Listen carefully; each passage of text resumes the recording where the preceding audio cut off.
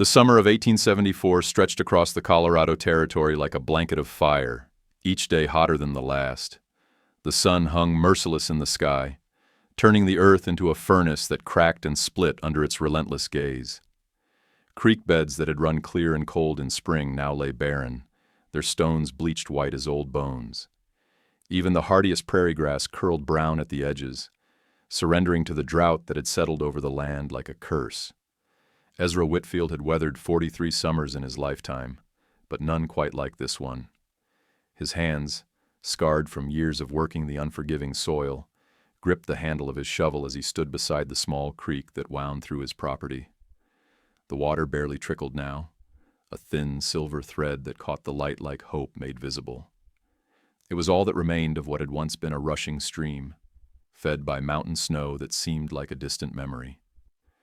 His cabin sat modest and weathered on a rise above the creek, its logs darkened by years of sun and storm. A single window faced west, where the mountains rose purple in the distance. Ezra had built it with his own hands 7 years ago, after the war had ended, and he drifted west like so many others, seeking something he couldn't name. Peace, perhaps. Or simply distance from the memories that followed him like shadows. The war had taken much from him, his youth, his certainty, his faith in the goodness of men. But it had left him with something too, an understanding of suffering that ran deep as any well. He had seen men die for lack of water, watched them fight over the last drops in their canteens. He knew the terrible weight of thirst, the way it could drive a person to madness or mercy. That morning, as he knelt by the creek to fill his water bucket, Ezra noticed tracks in the soft mud along the bank. They were small, delicate, made by feet wearing moccasins rather than boots.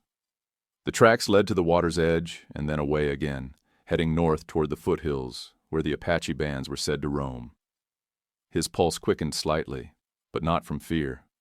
Ezra had lived long enough on the frontier to know that survival often depended on understanding rather than hostility.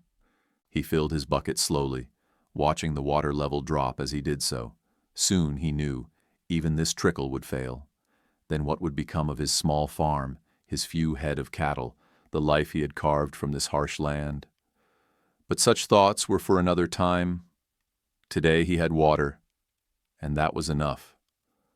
The sun climbed higher as he worked in his vegetable garden, coaxing what life he could from the stubborn earth. His tomatoes hung heavy but small on their withered vines, and his corn stood stunted, the ears barely half their usual size. Still, he tended them with the same care he might show a child, knowing that in this land, every growing thing was precious. It was near midday when he saw her.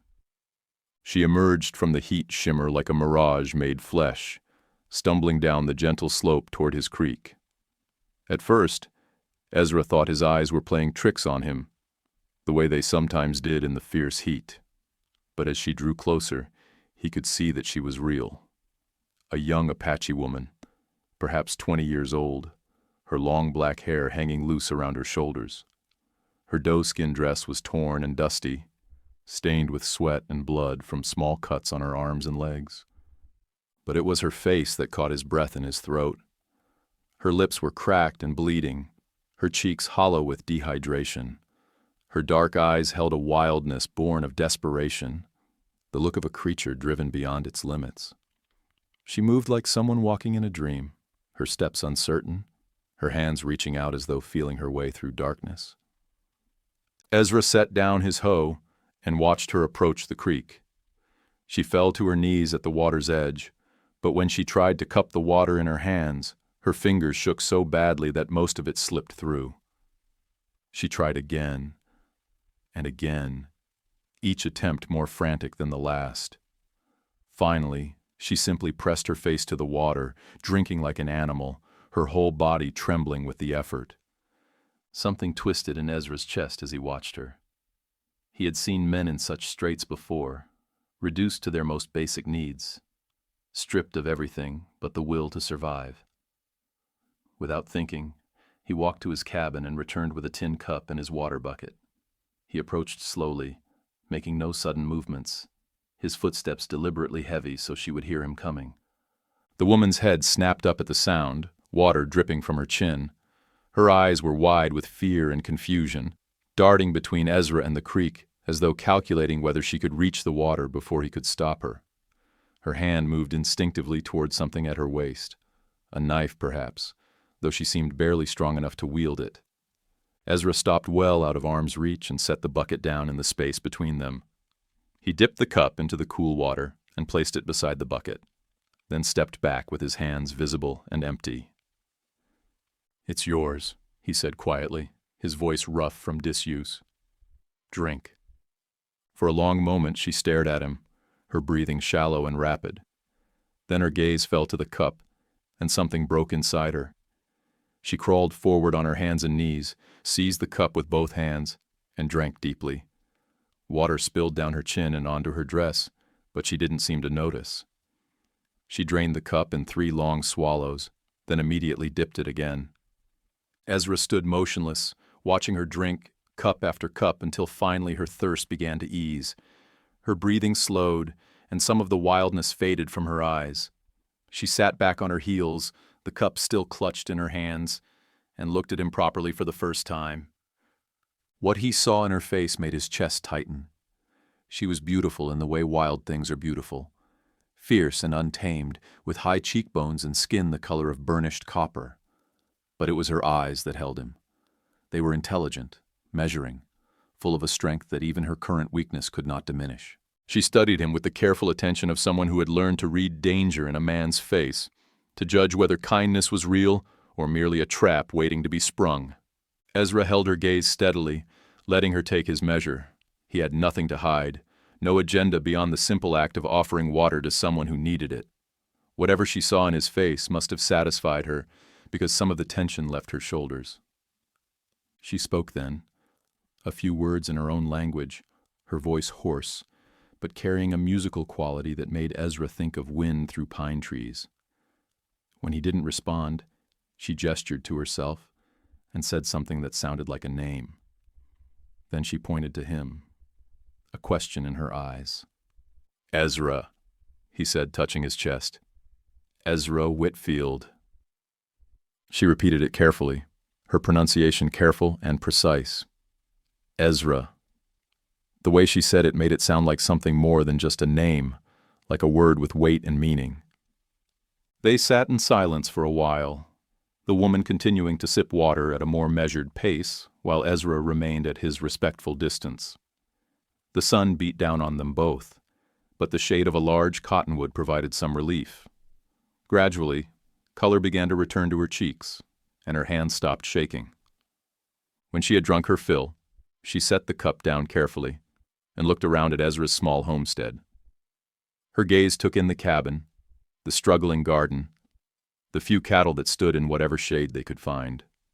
There was no judgment in her expression, only a kind of careful assessment, as though she were memorizing every detail. Finally she stood, moving slowly but with growing steadiness. She walked to the creek and knelt again, this time to splash water on her face and arms, washing away the dust and grime of her journey. When she finished, she looked cleaner, but also somehow more foreign, more clearly not of his world. She approached him again, stopping just outside the invisible circle of safety they had established. For a moment, she simply looked at him, and Ezra felt as though she were seeing not just his face, but something deeper, his loneliness, perhaps, or the kindness that had moved him to offer water without question. Then she did something unexpected. She reached into a small pouch at her waist and withdrew something small and bright. It was a bead, perfectly round and colored the deep blue of a mountain lake. She held it out to him, speaking a few words in her language that sounded formal, ritualistic. Ezra hesitated. He sensed that this was more than a simple gift, that accepting it would mean something in her culture that he might not fully understand. But the earnestness in her eyes, the gravity with which she offered it, convinced him that refusal would be an insult. He held out his palm, and she placed the bead in it, her fingers briefly touching his. Her skin was warm and calloused from hard work, and the brief contact sent an unexpected jolt through him. He closed his fingers around the bead, feeling its smooth weight. "Thank you," he said, though he suspected the words were inadequate for what had just passed between them. She nodded once, a gesture both solemn and graceful. Then she turned and walked back toward the creek. For a moment, Ezra thought she might drink again, but instead she knelt by the water's edge and cupped her hands, filling them again and again to pour water over her head and shoulders. It was almost ceremonial, the way she moved, as though she were performing some ritual of cleansing or gratitude. When she finished, she stood and looked at him one last time. There was something in her expression that he couldn't read. Not quite sadness, but a kind of recognition, as though she had seen something in him that she had not expected to find.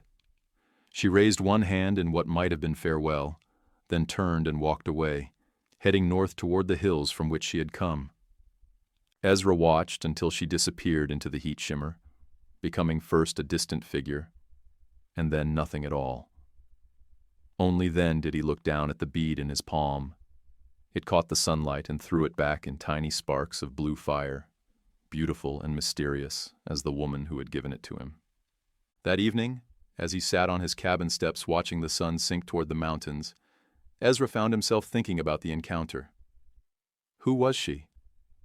Where had she come from, and where was she going? The tracks he had seen that morning suggested she was not alone. There were others of her people somewhere in these hills. But why had she been separated from them? And why had she seemed so desperate, so close to death from thirst? The questions troubled him more than he cared to admit. In 7 years on this land, he had seen Apache from a distance a few times, but they had always given his homestead a wide berth. Most settlers in these parts viewed them as a threat, something to be feared or driven away. But the woman today had seemed no more threatening than a wounded bird, despite the knife at her side and the wildness in her eyes. He thought about the way she had looked at him, the careful assessment in her gaze. She had been judging him, he realized, deciding whether he could be trusted. And something in what she had seen had convinced her to accept his help, to share his water, and offer her gift in return. That realization brought a warmth to his chest that had nothing to do with the day's heat. Sleep came slowly that night, and when it did, it brought dreams of dark eyes and sun-burnished skin, of voices speaking in languages he did not understand, but somehow felt in his bones.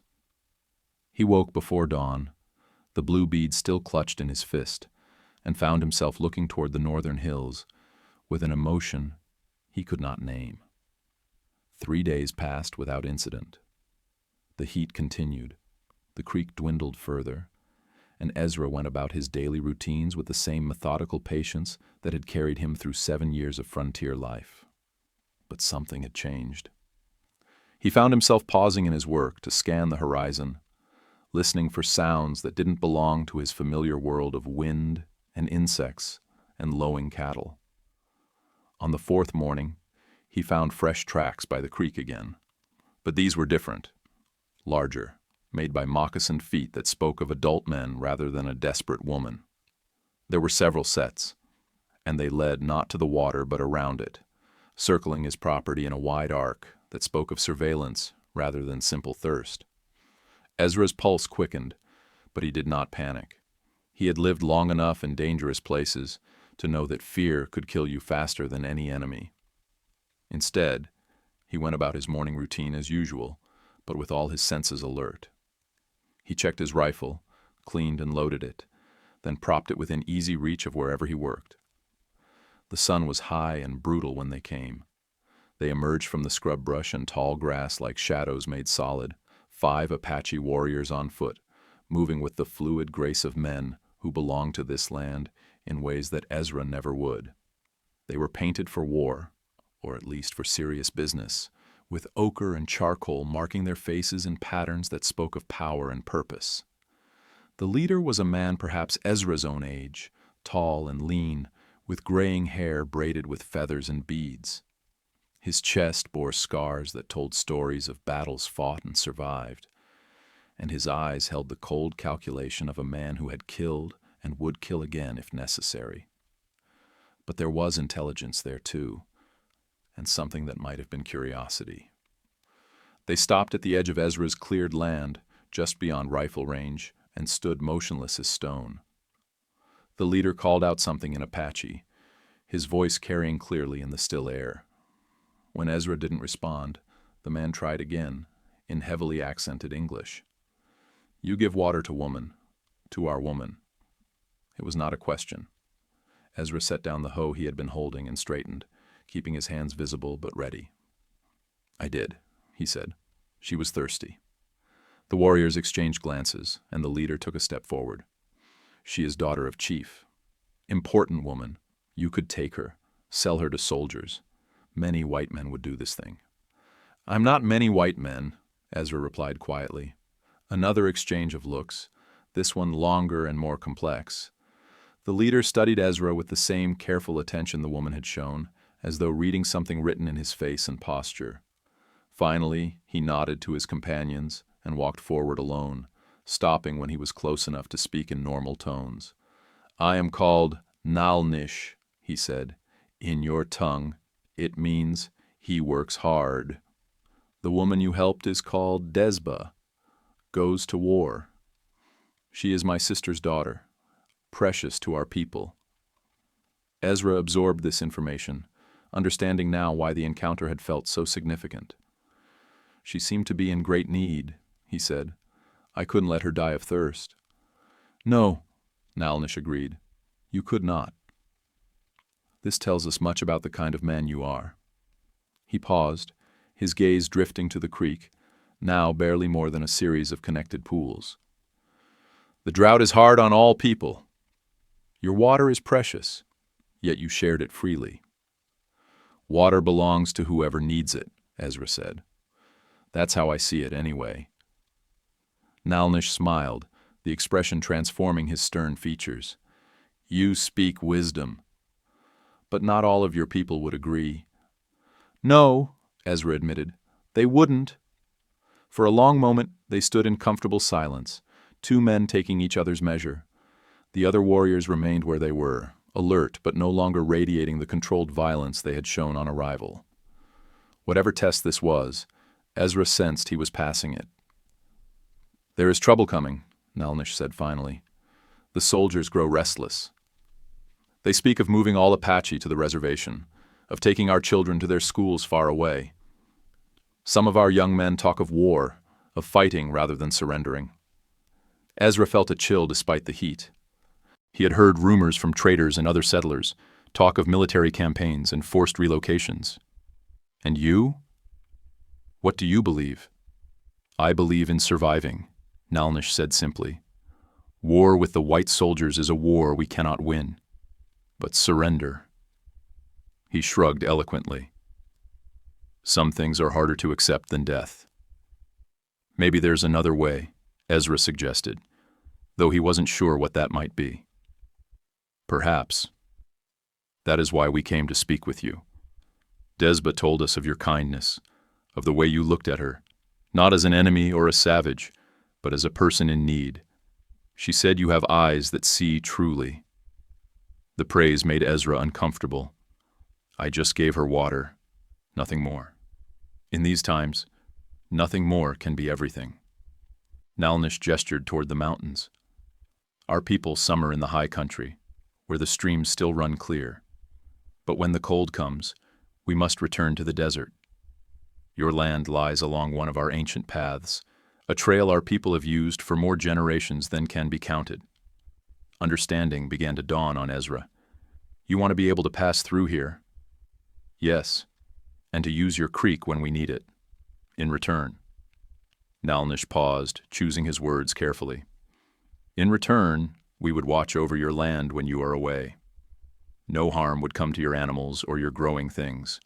You would have the protection of the Apache, which is not a small thing in these troubled times." It was an offer that could get Ezra killed if the wrong people learned of it.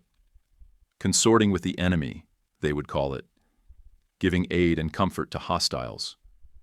But looking into Nalnish's honest face, Remembering Desba's desperate thirst and grateful eyes, Ezra found the decision easier than he might have expected.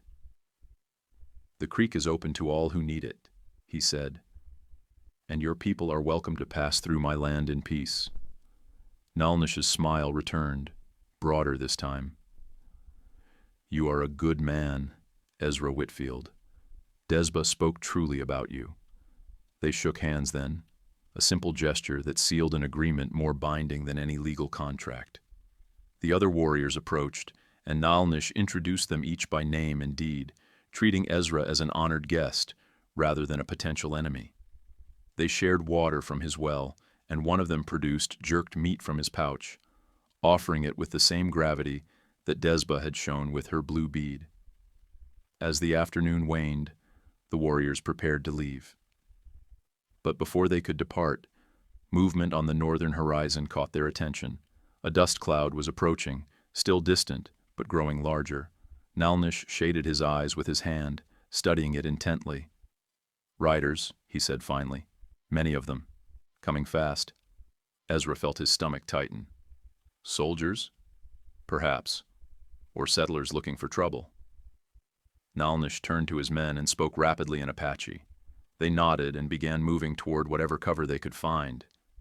"It would be better if we were not seen here," he explained to Ezra. "For both our sakes." Within minutes, the Apache had vanished as completely as if they had never been there at all. Ezra was left standing alone in his yard, trying to look like a man who had spent the afternoon working in his garden, rather than negotiating with people many would consider his enemies. The riders resolved themselves into a group of perhaps 20 men, all heavily armed and riding hard. At their head was a man Ezra recognized, Colonel Marcus Webb, commander of the garrison at Fort Collins. Webb was a career soldier in his 50s, with steel gray hair and the kind of rigid posture that came from decades of military service. His face was set in grim lines as he led his men into Ezra's yard. "Afternoon, Whitfield," Webb said without dismounting. His tone was clipped, professional, but Ezra detected an undercurrent of suspicion. "We're tracking Apache signs in this area. Wondered if you'd seen anything." "Apache signs?" Ezra kept his expression carefully neutral. "Can't say I have, Colonel. Been pretty quiet out here." Webb's pale eyes swept over the homestead, taking in every detail. "Funny thing," he said conversationally. "We found tracks down by your creek. Fresh ones, made by several men wearing moccasins." "That so?" Ezra scratched his chin thoughtfully. "Could be from a few days back, I suppose. Sometimes they stop for water when they're passing through. Can't say I blame them. It's been hotter than hell's own furnace out here." "And you don't consider that a threat? Armed hostiles on your land?" Ezra shrugged. "Man's got to drink, Colonel." "I never saw any point in starting a fight over water, especially when there's barely enough to go around as it is." Webb dismounted then, his movements sharp with barely contained irritation. "Let me be clear, Whitfield. These aren't just any Apache. We have it on good authority that members of Victorio's band are operating in this area. These are dangerous people, raiders, killers. They've been hitting settlements and supply wagons all summer." The name hit Ezra like a physical blow, though he was careful not to let it show. Victorio was a war chief with a reputation for both tactical brilliance and implacable hatred of white settlers. If Nalnish and his people were connected to Victorio's band, the stakes of their agreement had just risen considerably. "Well," Ezra said slowly, "I appreciate the warning, Colonel. I'll keep my eyes open." "You do that." Webb remounted, but didn't immediately move to leave. "There's something else, Whitfield. There are rumors floating around, talk of settlers making deals with the Apache, providing them with supplies and safe passage in exchange for protection. Such arrangements would be considered treason in the eyes of the law." The threat was clear, though wrapped in the language of friendly advice. Ezra met Webb's stare without flinching. "Can't imagine why anyone would do such a thing, Colonel." "Seems like it would just invite trouble." "Indeed it would." Webb gathered his reins. If you do happen to see any Apache on your land, you'll send word to the fort immediately, won't you? Of course. Webb nodded curtly and led his men away at a quick trot, their dust cloud rising behind them like a declaration of intent. Ezra watched them go, his mind racing. The colonel's visit had not been a coincidence. Someone had reported seeing Apache near his homestead, or at least suspected it.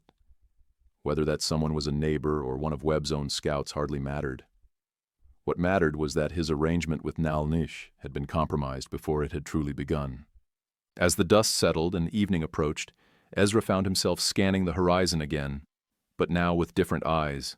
He was looking not just for Apache, but for any sign of watchers, for evidence that his every move was being observed and reported.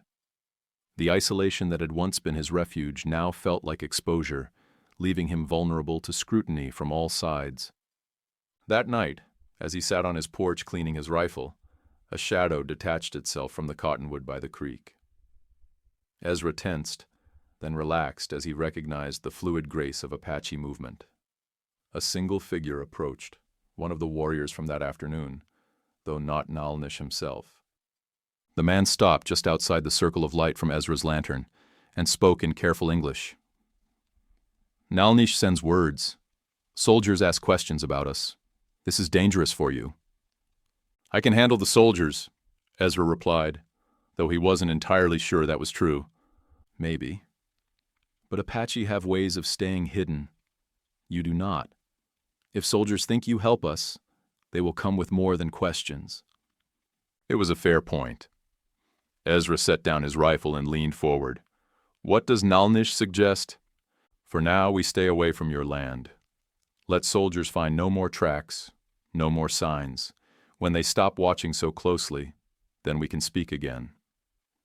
It made sense, though Ezra felt an unexpected disappointment at the thought of severing the connection so soon after it had been made.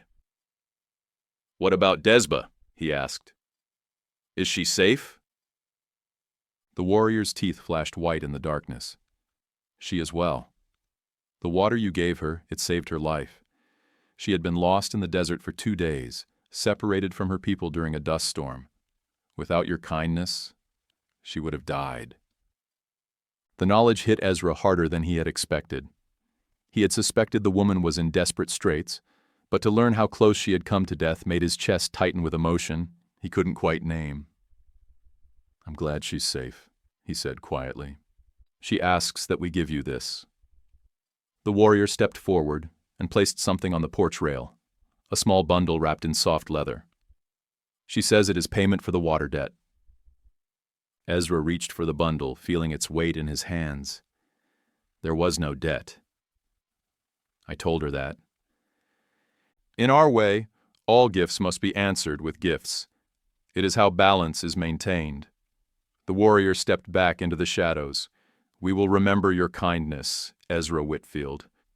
When times are safer, we will speak again. Then he was gone, vanishing into the darkness as completely as if he had never been there at all. Ezra sat alone on his porch, holding the leather bundle and staring out at the night. After a long moment, he untied the thongs that held it closed. Inside was a necklace of exquisite workmanship, silver beads interspersed with turquoise and coral, strung on sinew and finished with a pendant of polished abalone shell that caught the lantern light like trapped moonbeams.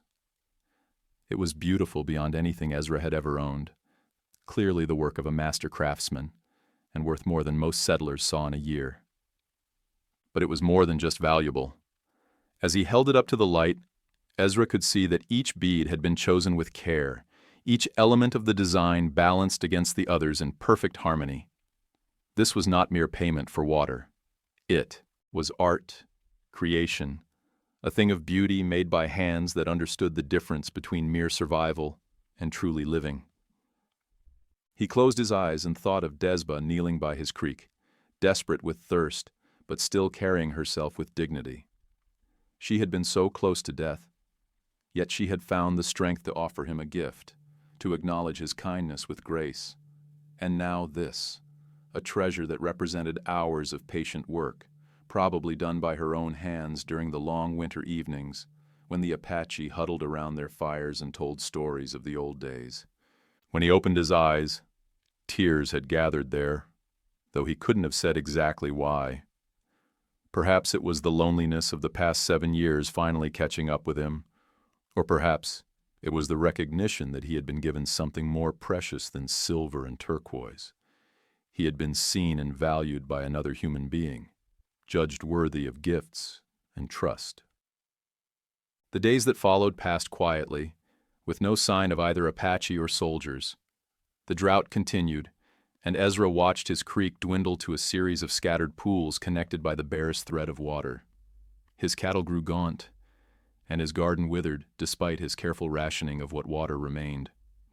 At night, he wore Desba's necklace beneath his shirt, the cool weight of it against his chest, a constant reminder of the brief moment when his solitary world had expanded to include others. 2 weeks after Webb's visit, Ezra was working in what remained of his garden when he noticed a figure approaching from the south. This time, it was a white man, one of his neighbors from the settlement at Bear Creek, about 15 miles downstream. Jake Morrison was a stocky, red-faced man with a perpetual scowl and opinions about everything. He rode his horse hard, raising a cloud of dust that hung in the still air like an accusation. "Whitfield," Morrison called out as he approached. "We need to talk." Ezra straightened, wiping his hands on his pants. "Jake, what brings you out this way?" Morrison dismounted heavily, his face flushed with heat and anger. "What brings me is talk, Ezra. Talk about you and the Apache." A chill ran down Ezra's spine, but he kept his expression neutral. "What kind of talk?" "The kind that says you've been seen with them. The kind that says you're giving them aid and comfort." Morrison stepped closer, his small eyes bright with suspicion. "The kind that says you might be a traitor to your own kind." "That's a serious accusation, Jake." Ezra's voice remained steady, but his hand drifted instinctively toward the pistol at his hip. "You got any proof to back it up?" "Proof?" Morrison spat in the dust. "Hell, Ezra, half the county's talking about it. Colonel Webb's been asking questions, sending scouts around. They found Apache sign all over your place, fresh sign. And then there's the matter of that squaw." "What squaw?" "Don't play dumb with me. The Apache woman who was seen near your place a few weeks back. Some of the boys from town were out hunting, and they saw her plain as day, heading this direction. Next thing we know, she's gone without a trace, and you're acting all mysterious about it." Ezra felt the walls closing in around him. "I haven't been acting mysterious about anything. If an Apache woman was in the area, I didn't see her." Morrison's laugh was harsh and ugly. "Is that so? Well, maybe you didn't see her, but somebody sure as hell helped her. She was half dead from thirst when the hunters spotted her, but a few days later, she was seen with a war party up in the hills, healthy as you please. Makes a man wonder where she found the water that saved her life." The accusation hung in the air between them like smoke from a wildfire, acrid and dangerous. Ezra knew that anything he said now would be twisted, reported back to Webb, and anyone else who was willing to listen. But he also knew that silence would be taken as an admission of guilt. "If someone was dying of thirst on my land, I'd give them water," he said finally. "Apache white man doesn't matter. I wouldn't let anyone die for lack of something I could provide." "Even if they were your enemy?" "I don't consider someone dying of thirst to be my enemy, Jake. I consider them to be a human being in need of help." Morrison's face darkened further. "That's real noble, Ezra. Real Christian of you. But there are folks who think you're being more than just charitable. There are folks who think you're actively working with the Apache, maybe even helping them plan raids. Then those folks are wrong." "Are they?" "Because if they're right, if you're really in league with Victorio's bunch, then you're putting every settler in this valley at risk. Women and children, Ezra. Think about that." The mention of Victorio's name sent another chill through Ezra. If Morrison knew about the connection between Nalnish's people and the war chief, then the situation was even more dangerous than he had realized. "I'm not working with anyone, Jake," he said firmly. "I'm just trying to survive the drought same as everyone else." Morrison studied him for a long moment, his expression calculating. Finally, he remounted his horse, but made no move to leave. "I hope that's true, Ezra. I really do. Because if it's not, if you're lying to me right now, then you're going to find yourself in a world of trouble. The territorial governors offered a bounty for information leading to the capture of Apache raiders. $500, Ezra.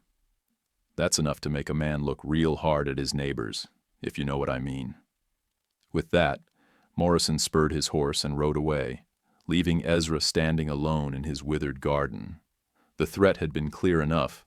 Morrison suspected him of collaboration, and he wasn't the only one.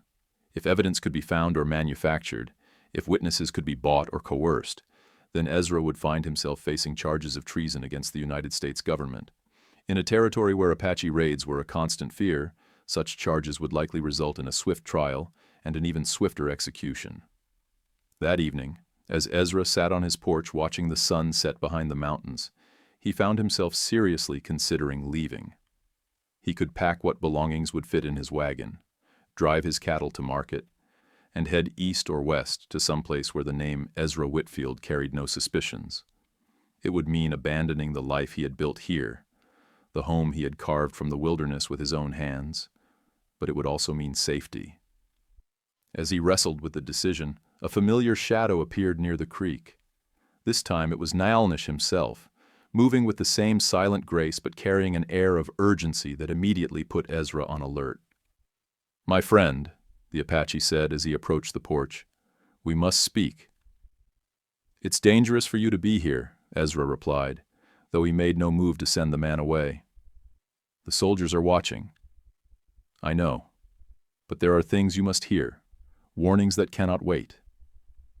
Nalnish settled into a crouch beside the porch steps, his posture allowing for quick movement in any direction.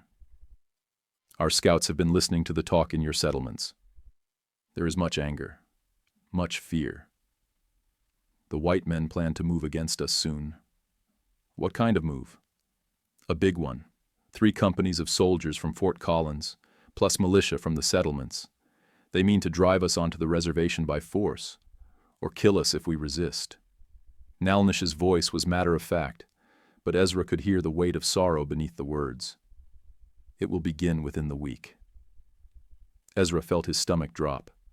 A military action of that size would mean widespread fighting, probably with casualties on both sides. And when it was over, anyone suspected of having helped the Apache would face severe retribution. "Why are you telling me this?" he asked. "Because you are in danger, my friend. Your neighbors suspect you helped Desba, and they are not wrong. If the soldiers come looking for someone to blame for Apache raids, your name will be whispered in their ears." Nalnish met his eyes directly. "You should leave this place. Tonight, if possible." The weight of the words settled over Ezra like a shroud.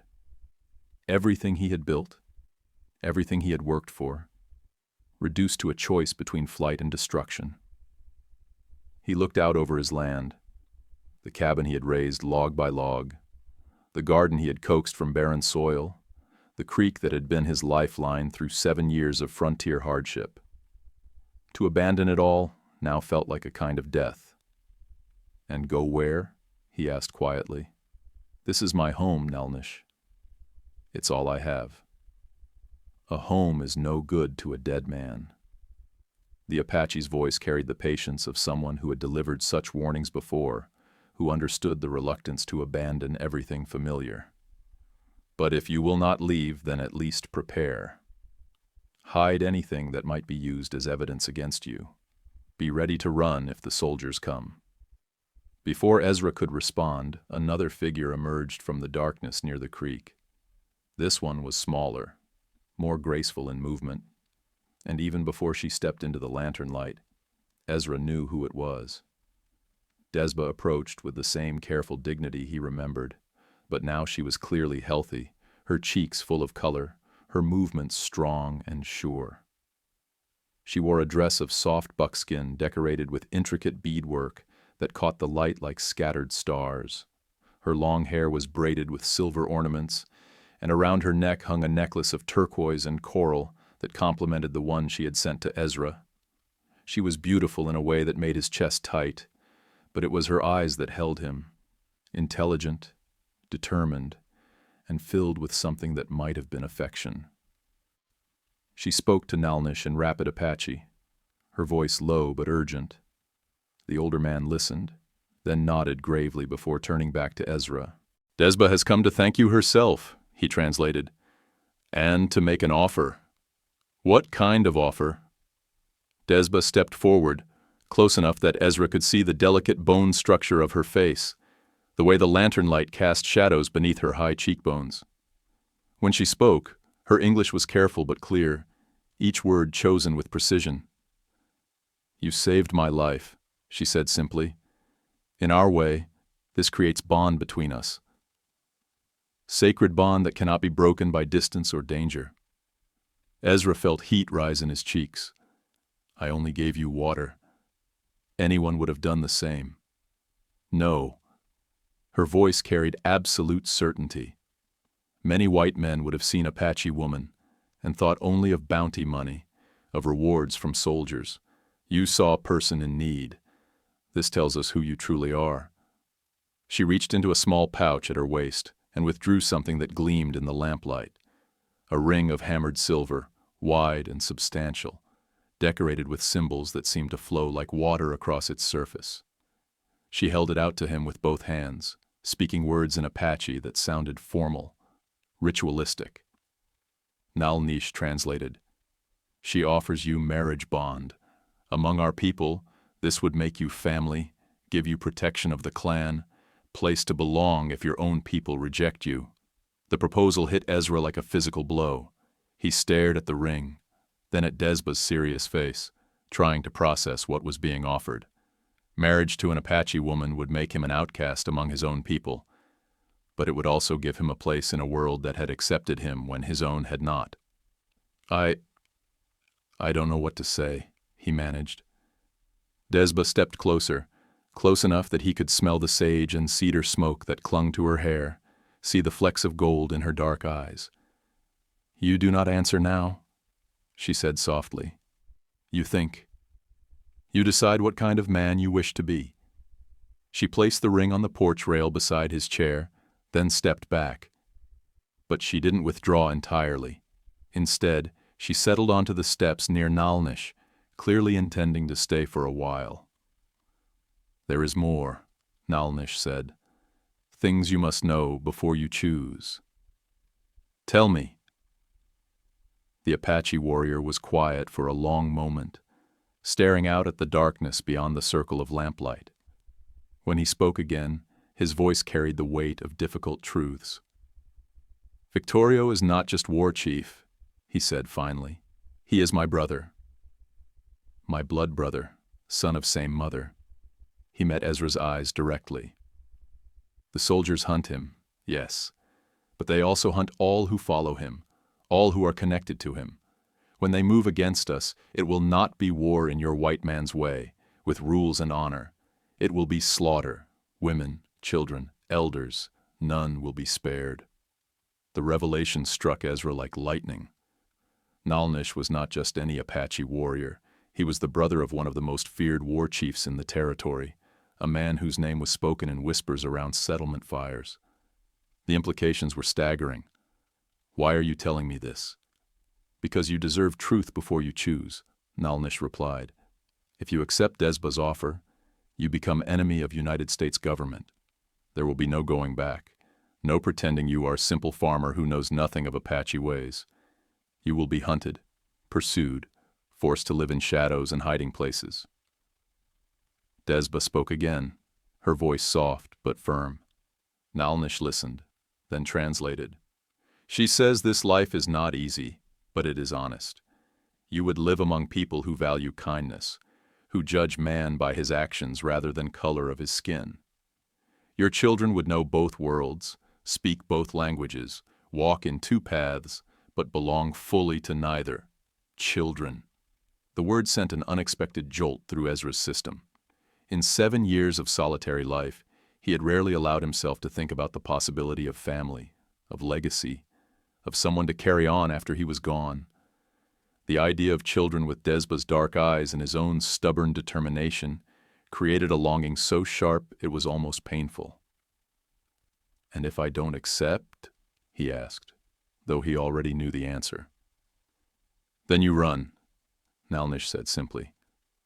"Tonight, before the soldiers come, you take what you can carry and you disappear into the mountains or the desert, become ghosts that no one can find. Or you stay and face what comes. Maybe they find no proof. Maybe they decide you are just unlucky farmer who happened to live near Apache Trail. But maybe not. Maybe they need scapegoat, someone to blame for all the fear and anger." The Apache shrugged eloquently. "White man's justice is not always just." Ezra looked down at the ring gleaming on his porch rail. It was beautiful work, clearly made by skilled hands, but it represented so much more than mere ornamentation. It was a doorway, a choice between two completely different lives. Behind him lay everything familiar: his cabin, his land, his identity as a solitary white settler trying to scratch a living from hostile territory. Ahead lay the unknown, life among people whose ways he barely understood. Marriage to a woman he found compelling but hardly knew. Children who would grow up caught between two worlds that were moving rapidly toward war with each other. "How long do I have to decide?" Desba answered before Nalnish could translate. "Dawn," she said in English. "When sun touches mountains, we must go. Soldiers will come with morning light. 3 hours, perhaps 4. Not long to make a decision that would shape the rest of his life, however long or short that might be." Ezra closed his eyes and tried to think clearly, to weigh the options with the same methodical patience that had carried him through 7 years of frontier challenges. But logic seemed to have deserted him. Every time he tried to construct a rational argument for leaving or staying, his mind returned to the moment when Desba had knelt by his creek, desperate with thirst, but still carrying herself with dignity. He remembered the way she had looked at him, not with the fearful calculation of someone expecting violence, but with the careful assessment of someone hoping to find something worth trusting. "Can I ask you something?" he said finally, opening his eyes to look at Desba. She nodded. "Why me?" "You could have any warrior in your tribe, any man who understands your ways, speaks your language. Why would you want to marry a white farmer who knows nothing about being Apache?" Desba was quiet for a long moment, her gaze distant. When she spoke, her words were halting but clear. "Apache men, they see me as chief's daughter, important woman for making alliances, bearing strong sons. They see what I can give them, not who I am." She looked at him directly. "You saw a dying woman by creek. You gave water not because of who I might be, but because of what I needed. This is a different thing." The honesty in her voice, the vulnerability she showed in admitting her loneliness, struck Ezra more powerfully than any logical argument could have. Here was a woman who, despite her beauty and high status, felt as isolated in her own world as he did in his. "And what about love?" he asked quietly. "Marriage should be about more than just practical arrangements." A smile touched the corners of Desba's mouth, the first real expression of warmth he had seen from her. "Love is like fire," she said. "Sometimes it comes from lightning, striking fast and bright. Sometimes it grows slow, from careful tending of small spark. Both can warm long winter nights." Nalnish chuckled. "My niece speaks wisdom. She also speaks truth when she says Apache men see only her usefulness. But you, Ezra Whitfield, you see her. This is rare gift in any world." The weight of decision pressed down on Ezra like summer heat. Everything in his practical nature argued for caution, for the safer path of flight and anonymity. But something deeper, something he had thought the war had killed, stirred in response to Desba's quiet courage and Nalnish's honest friendship. He thought about the blue bead she had given him that first day, still kept in the small wooden box beside his bed. He thought about the beautiful necklace that had followed, crafted with such care and skill. These were not the gifts of someone making a cold political calculation, but the offerings of someone who had seen something worth honoring in him. "If I accept," he said slowly, "what happens to this place? To my land? My cabin?" "It becomes memory," Nalnish said. "Perhaps someday when wars are over and white man's law allows it, you could return. But for now, it would have to be abandoned." The loss felt enormous, but perhaps not as enormous as it would have a month ago. The drought had already begun the process of destroying what he had built. His crops were failing, his cattle growing thin, his creek dwindling to nothing. Maybe it was time to accept that this particular dream had run its course. "And your people?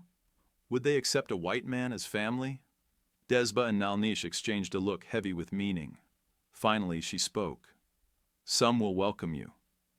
You have shown respect, shown kindness. These things are valued." She paused, choosing her words carefully. "Others will watch, will test, will wait to see if your heart truly changes, or if you remain white man pretending to be Apache.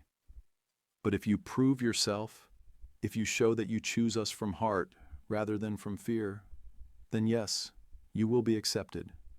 It wasn't a guarantee, but it was honest. More honest than any promises white society had made to him over the years. At least among the Apache, acceptance would be based on his actions rather than his connections, or his willingness to conform to expectations he had never fully understood. The eastern horizon was beginning to show the faintest hint of gray when Ezra finally reached his decision. He picked up the silver ring, feeling its substantial weight, the smoothness of its polished surface. The symbols carved into its face seemed to shimmer in the lamplight, speaking of traditions and meanings he would have to learn, of a future that would require him to become someone new. "I need to ask you one more thing," he said to Desba. "If we do this, if we marry and I come with you, will you help me learn? Will you be patient with me when I make mistakes, when I don't understand your ways?"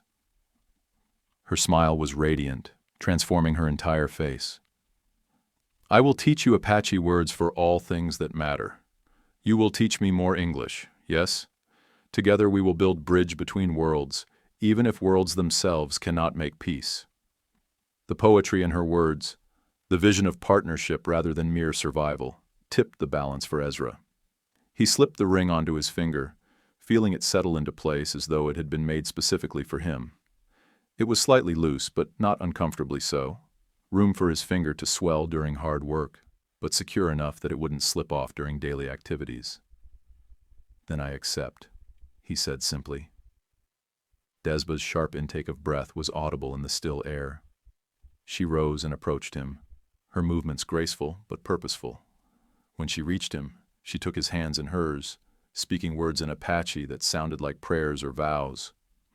Though he couldn't understand the language, Ezra felt the weight and solemnity of the moment, the sense that something significant and irreversible was taking place. Nalnish rose as well, his weathered face creased in what might have been the beginning of a smile. "It is done," he said formally. "By Apache law, you are now husband to Desba, member of our clan, protected by our bond of kinship. May you find more happiness than sorrow in the choice you have made." The marriage ceremony, if it could be called that, was unlike anything Ezra had ever imagined. There was no minister, no church, no formal exchange of vows in English. Instead, there was simply the acknowledgement of commitment made before a witness, the acceptance of responsibility for each other's welfare, the joining of two lives in the most basic and fundamental way possible. As the sky continued to lighten, practical concerns reasserted themselves. Ezra had perhaps an hour to gather what possessions he could carry, to prepare for a life that would require him to travel light and move quickly. The reality of what he was giving up and what he was gaining began to settle over him with the weight of finality. "What should I bring?" he asked Nalnish. "Weapons, ammunition, tools that are light and useful. Medicine if you have it. Warm clothes for mountain winters. Everything else?" The Apache shrugged. "Everything else can be replaced, or you can learn to live without it." Ezra nodded and went inside his cabin. Desba following silently. By lamplight, he began the strange process of reducing 7 years of accumulated possessions to what would fit in a single pack. The rifle was obvious, along with his pistol and as much ammunition as he could reasonably carry. His best knife, his whetstone, a small axe that could serve multiple purposes. Clothes were more difficult. Apache clothing would be more practical for the life he was choosing, but his heavy wool coat and sturdy boots would be essential for mountain winters. He settled on one change of white man's clothes, plus whatever Apache garments Desba's people could provide. The medicine kit was easy. Laudanum for pain, quinine for fever, bandages and surgical thread that could mean the difference between life and death in the wilderness. A small mirror for signaling, needles for sewing, a steel striker for making fire. But it was the personal items that proved most challenging. His father's pocket watch, his mother's Bible, the daguerreotype of his family taken before the war. These things had no practical value in Apache life, but they represented his connection to who he had been before this moment. Desba watched him struggle with these choices, then spoke softly. "Bring things that hold your heart," she said. "Apache understand importance of memory, of connection to those who came before. We will make room for what matters to you."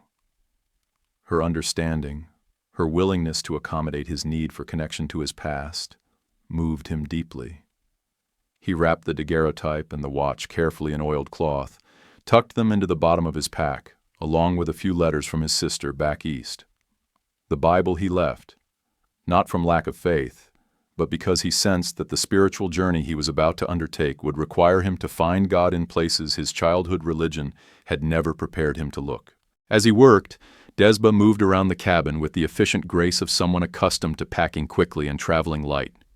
She gathered items he had overlooked: salt, which was precious in the wilderness, a small pot that could serve multiple cooking functions, candles that would be valuable for trade as well as illumination. "You think like Apache woman already," he observed. She paused in her gathering to look at him, and for the first time since he had known her, she laughed, a sound like water over stones, musical and free. "I think like person who has learned that comfort comes not from having many things, but from knowing how to use few things well." By the time the sun touched the peaks of the western mountains, painting them gold and rose, Ezra had reduced his entire life to what would fit in a leather pack and a bedroll. Everything else, the furniture he had built with his own hands, the books that had been his companions through long winter evenings, the accumulation of small comforts that had made his cabin feel like home, would be left behind for whoever might claim them. Nalnish appeared in the doorway as Ezra shouldered his pack for the first time. "It is time," he said simply. "The soldiers will come with full daylight, and we must be far from here by then." Ezra took one last look around his cabin, memorizing details he knew he would never see again. The way morning light slanted through the single window, casting familiar shadows on walls he had chinked and weathered himself.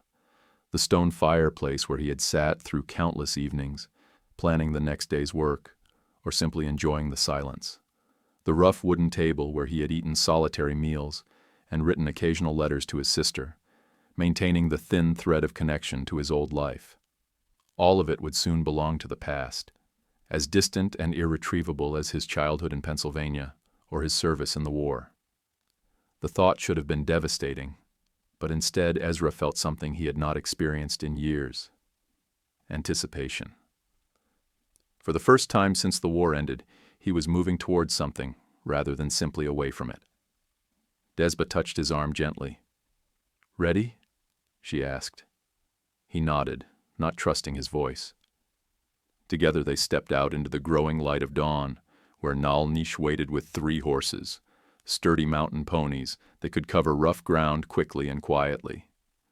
Ezra's own horses were still in the corral, nickering softly as they caught the scent of the newcomers. "What about them?" he asked, gesturing toward his animals. "They will be found when soldiers come," Nalnish said.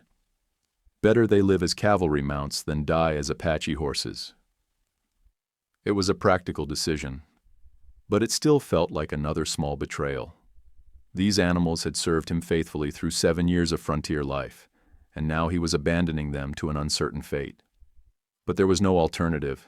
Apache ponies were bred for speed and endurance over rough terrain, while his draft horses were built for steady work rather than quick escapes.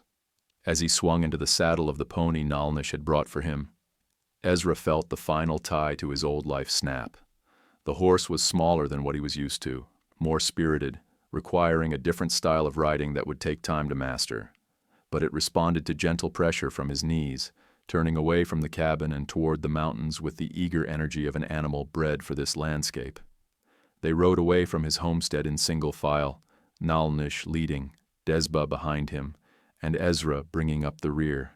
As they climbed into the foothills, following paths that only Apache eyes could see, Ezra resisted the urge to look back. He had made his choice, committed himself to a new life and a new people. Looking backward now would only make the transition more difficult. The sun climbed higher as they rode, and with it came the heat that would make travel dangerous during the middle hours of the day. But Nalnish seemed to know exactly where he was going, leading them through draws and canyons that provided shade and concealment. They followed no established trails, yet their route seemed planned and purposeful, as though generations of Apache had passed this way before them. After 2 hours of steady climbing, Nalnish called a halt in a grove of scrub oak that provided both shade and a clear view of the valley below. From this vantage point, Ezra could see his cabin, tiny in the distance, and the thin line of his dying creek. As he watched, a dust cloud appeared on the horizon, riders approaching from the south. "Soldiers?" he asked. Nalnish produced a small telescope from his pack and studied the approaching group for several long minutes. "Yes," he said finally. "Many of them. They come in force, ready for war." Through the telescope, Ezra could make out perhaps 30 riders, led by a figure he recognized even at this distance. Colonel Webb, sitting ramrod straight in his saddle, his uniform immaculate despite the heat and dust. Behind him came a mixed group of cavalry and civilian volunteers, all heavily armed and moving with the grim purpose of men who expected to find trouble. "They will search the cabin," Desba said quietly, settling beside him in the shade. "They will find nothing to prove you helped Apache, but they will not believe this means you are innocent." She was right. Webb had already made up his mind about Ezra's guilt, and the absence of evidence would simply be taken as proof that he had been clever about hiding his collaboration. The colonel would tear the cabin apart, looking for weapons, supplies, anything that could be used to support charges of treason. "What will they do when they don't find me?" "Burn it," Nalnish said matter-of-factly. "Destroy everything, then spread word that you ran because you were guilty. This will satisfy their need for justice without requiring them to actually catch you." The casual prediction of destruction struck Ezra harder than he had expected. To think of his cabin going up in flames, 7 years of work and hope reduced to ashes, created a hollow ache in his chest. But there was nothing he could do about it now, and dwelling on the loss would only make it harder to focus on the challenges that lay ahead. "Come," Nalnish said, collapsing his telescope and returning it to his pack. "We have many miles to cover before we reach safety, and the day grows hot." They continued climbing, leaving the valley and Ezra's old life farther behind with each step.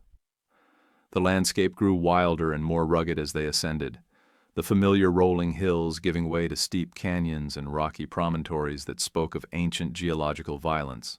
This was country that belonged entirely to the Apache, too harsh and remote for white settlement, too difficult for cavalry to patrol effectively. As they rode, Desba began pointing out features of the landscape, teaching him Apache words for mountain, canyon, water, sky.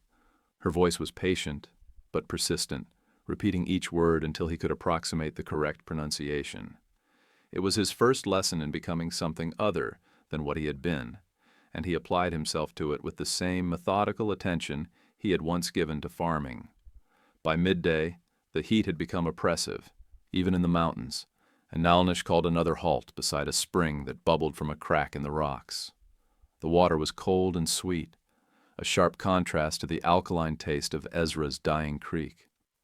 As they rested in the shade of a towering pine, Desba produced strips of jerked meat and something that looked like small cakes made from ground seeds and berries. "Pemmican," she explained, offering him one of the cakes. "Travel food. It will keep you strong when fresh game is scarce." The food was dense and nutritious, with a complex flavor that grew more appealing as he ate. It was unlike anything from his white man's diet, but it satisfied hunger in a way that seemed to go deeper than mere calories. This was food designed by people who understood the relationship between sustenance and survival, between nourishment and endurance. As they ate, Nalnish spoke of practical matters: the route they would take to reach the main Apache camp, the protocols Ezra would need to observe when meeting the tribal elders, the tests and challenges he could expect as he proved his commitment to his new life. "Victorio will want to meet you," he said. "He will judge whether you can be trusted with knowledge of our strongholds, our numbers, our plans. You must be prepared to answer difficult questions." "What kind of questions?" "Questions about your loyalty. About your willingness to fight against your own people if necessary. About whether your commitment to Desba is strong enough to overcome the pull of your old life when things become difficult." The prospect of meeting the legendary war chief was both thrilling and terrifying.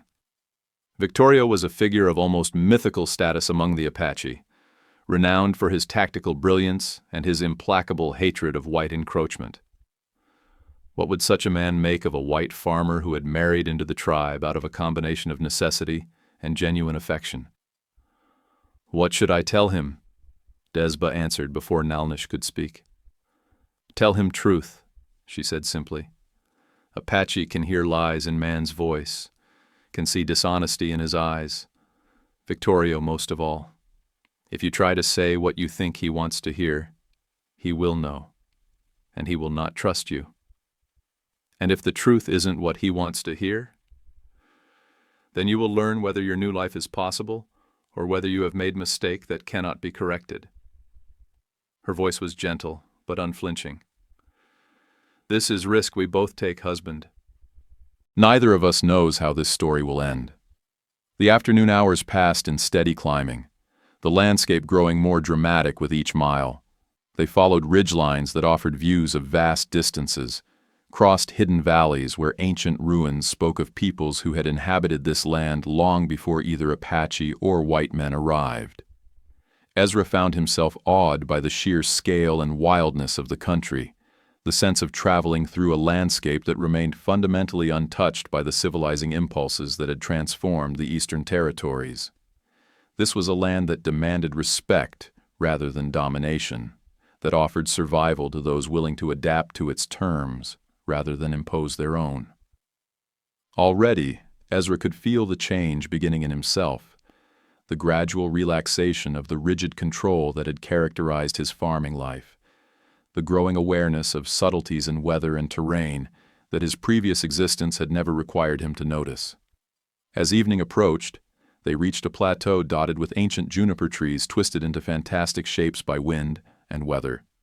Here Nalnish finally called a halt for the night, choosing a campsite in a natural depression that would conceal their fire from distant observers. "Tomorrow we reach the summer camp," he said as they unsaddled their horses. "Tonight, you have your last opportunity to change your mind, to turn back before you meet people who will remember your face for the rest of their lives." It was a fair warning, but Ezra found that he no longer needed time to consider his options. The day's ride had shown him glimpses of a life he had never imagined, challenging, dangerous, but also rich with possibilities for connection and purpose that his solitary farming had never offered. And riding beside Desba, learning her language, beginning to understand the complex web of relationships and obligations that defined Apache society, he had felt more alive than he had in years. "I'm not changing my mind," he said firmly. "For better or worse, this is my choice." Desba smiled, the expression lighting up her face in the glow of their small fire. "Good," she said. "Tomorrow you will see what kind of people you have chosen to join. I think you will not be disappointed." As full darkness settled over the mountains, they shared a simple meal and spoke quietly of practical matters. the names of important people Ezra would meet, the customs he would need to observe, the skills he would need to develop to be useful rather than merely tolerated. But beneath the practical conversation ran an undercurrent of something deeper, the growing sense of connection between two people who had chosen to bind their lives together despite the enormous risks and uncertainties involved. When it came time to sleep, Desba spread her blankets beside his, close enough for warmth and companionship, but not so close as to suggest anything improper. They were married by Apache law, but they were still strangers in many ways, still learning to trust each other with the smaller intimacies that would eventually create the foundation for larger ones. Ezra lay on his back, looking up at stars that seemed impossibly bright in the thin mountain air, listening to the night sounds of a landscape that was already beginning to feel familiar. Somewhere in the distance, a coyote called to its mate, the sound wild and lonely but also somehow comforting. This was music his ears were learning to appreciate, as different from the familiar sounds of his farming life as Desba's language was from English. Sleep came more easily than he had expected, and with it dreams that were strange but not unpleasant. Visions of riding through endless landscapes of stone and sky, of sitting around fires with people whose faces he could not quite see but whose voices seemed familiar, of children with dark eyes and his stubborn determination playing in mountain meadows while their parents watched with quiet pride. When he woke to the gray light of pre-dawn, the dreams faded but left behind a residue of anticipation rather than anxiety. Today he would meet his new people, begin the process of proving himself worthy of the trust that had been placed in him. It would not be easy, but for the first time in years, Ezra felt ready for challenges that would test not just his endurance, but his capacity for growth and change. The final day of the journey began before sunrise, with Nalnish explaining that they needed to reach the Apache camp while the morning air was still cool. As they climbed steadily higher into terrain that seemed to consist entirely of rock and sky, Ezra began to understand why no military force had ever successfully conquered the Apache. This was country that belonged to those who understood it intimately, who could find water where none seemed to exist, and trails where white eyes saw only impassable barriers. When the sun finally rose above the eastern peaks, painting the landscape in shades of gold and crimson, they crested a final ridge and looked down into a hidden valley that took Ezra's breath away. Sheltered between high canyon walls, fed by springs that kept the grass green even in the depths of drought, lay an Apache stronghold that looked like something from a dream of the Old West. Dozens of wickiups dotted the valley floor, their brush and hide construction blending so naturally with the landscape that they seemed to have grown from the earth itself. Smoke rose from morning fires, horses grazed in natural meadows, and people moved about their daily activities with the unhurried confidence of those who had found a place where they could live according to their own traditions. But it was the sense of community that struck Ezra most powerfully, the way children played together while their mothers worked, the way men gathered in small groups to discuss matters of importance, the way everyone seemed to belong to something larger than themselves. After 7 years of solitary life, the sight of people living together in harmony with each other and their environment created a longing so sharp it was almost painful. "Welcome to your new home," Desba said quietly, watching his face as he took in the scene below. "Are you ready to discover what kind of Apache you will become?" Ezra took a deep breath of the thin mountain air, squared his shoulders, and urged his pony forward down the trail that would lead him into the next chapter of his life. Whatever waited for him in that hidden valley, acceptance or rejection, peace or conflict, happiness or regret, he would face it with the same methodical courage that had carried him through war and solitude and drought. Behind him lay everything he had been. Ahead lay everything he might become. The transformation from Ezra Whitfield, failed farmer, to whatever he would be as an Apache husband and clan member was about to begin.